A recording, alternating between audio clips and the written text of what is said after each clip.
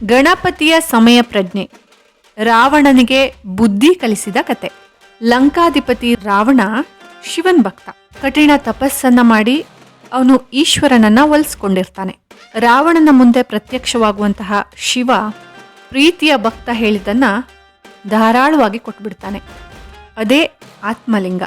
ರಾವಣನಿಗೆ ಆತ್ಮಲಿಂಗವನ್ನ ಕೊಟ್ಟಂತಹ ಶಿವ ಇದನ್ನ ಯಾವುದೇ ಕಾರಣಕ್ಕೂ ನೆಲಕ್ಕೆ ಇಡಬೇಡ ಅಂತ ಎಚ್ಚರಿಕೆಯನ್ನ ಕೊಟ್ಟಿರ್ತಾನೆ.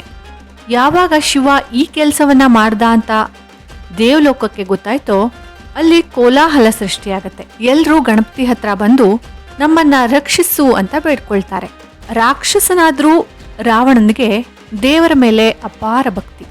ಎಂಥ ಕೆಲಸ ಇದ್ರೂ ಅದನ್ನ ಬಿಟ್ಟು ಅವನು ಸಂಧ್ಯಾವಂದನೆಯನ್ನ ಮಾಡ್ತಾನೆ.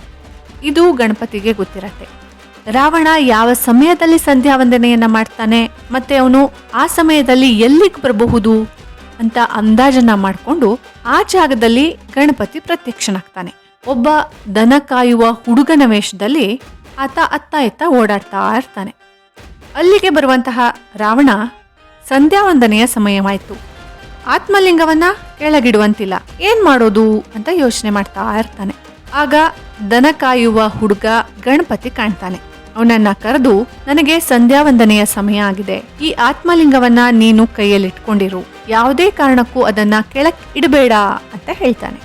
ಆಗ ದನ ಕಾಯುವ ಹುಡುಗ, ನೋಡು, ನನಗೂ ತುಂಬಾ ಕೆಲಸ ಇದೆ, ನಾನು ಹೊರಡೋ ಸಮಯ ಬಂದಾಗ ನಿನ್ನನ್ನ 3 ಸಾರಿ ಕೂಗ್ತೇನೆ, ನೀನ್ ಬಂದಿಲ್ಲ ಅಂದ್ರೆ ನಾನು ಇದನ್ನ ಕೆಳಗಿಟ್ಟು ಹೋಗ್ಬಿಡ್ತೇನೆ ಅಂತ ಹೇಳ್ತಾನೆ. ಸರಿ ಅಂತ ಹೇಳಿ ರಾವಣ ಸಂಧ್ಯಾವಂದನೆ ಮಾಡೋಕೆ ಹೋಗ್ತಾನೆ. ಇನ್ನೇನು ರಾವಣನ ಸಂಧ್ಯಾವಂದನೆ ಮುಗಿತಾ ಇದೆ ಅನ್ನೋ ಸಮಯದಲ್ಲಿ ಗಣಪತಿ 2 ಬಾರಿ ರಾವಣನನ್ನ ಕೂಗ್ತಾನೆ. ಆ ಕಡೆಯಿಂದ ಯಾವುದೇ ಪ್ರತಿಕ್ರಿಯೆ ಬರಲ್ಲ. 3ನೇ ಬಾರಿ ಮತ್ತೆ ಕೂಗಿ ತಟ್ ಅಂತ ಶಿವಲಿಂಗವನ್ನ ಕೆಳಗಿಟ್ಬಿಡ್ತಾನೆ. ಮುಗೀತಲ್ಲ ಕತೆ. ಓಡೋಡ್ ಬರೋ ರಾವಣ ಆತ್ಮಲಿಂಗ ಕೆಳಗಿರೋದನ್ನ ನೋಡಿ ಆಘಾತಕ್ಕೊಳಗಾಗ್ತಾನೆ. ಅದನ್ನ ಮೇಲೆತ್ತೋ ಪ್ರಯತ್ನವನ್ನ ಮಾಡ್ತಾನೆ. ಎಷ್ಟೇ ಮಾಡಿದ್ರೂ ಆತ್ಮಲಿಂಗವನ್ನ ಎತ್ತಕ್ಕೆ ಆಗೋದೇ ಇಲ್ಲ. ಮೇಲಿನಿಂದ ದೇವಾನುದೇವತೆಗಳು ಗಣೇಶನ ಬುದ್ಧಿವಂತಿಕೆಯನ್ನ ನೋಡಿ ಚಪ್ಪಾಳೆ ತಟ್ಟಿ ಕೇಕೆ ಹಾಕ್ತಾರೆ. ಗಣಪತಿಯ ಬುದ್ಧಿವಂತಿಕೆಯಿಂದ ಈ ಕೆಲಸ ಸರಾಗವಾಗಿ ನಡೆಯುತ್ತೆ.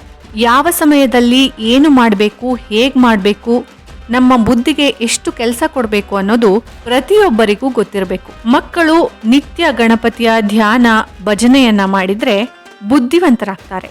ಓಂ ಗಣಪತಿಯೇ ನಮಃ.